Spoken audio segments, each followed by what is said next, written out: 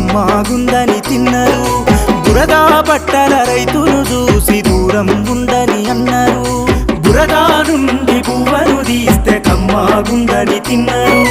బురదా బట్టల రైతును చూసి దూరం ఉందని అన్నారు చెమటా చుక్కల సత్తువతోని పుడమి పురుడు పోసుకున్నది కంటి పాపల కావలిలోనే పంట రాసి నెలకొన్నది వందనాలు రైతన్న నీకు వందనాలన్నా నీ రెక్కాడకుంటే బుక్కెడు భూవే లేదన్నా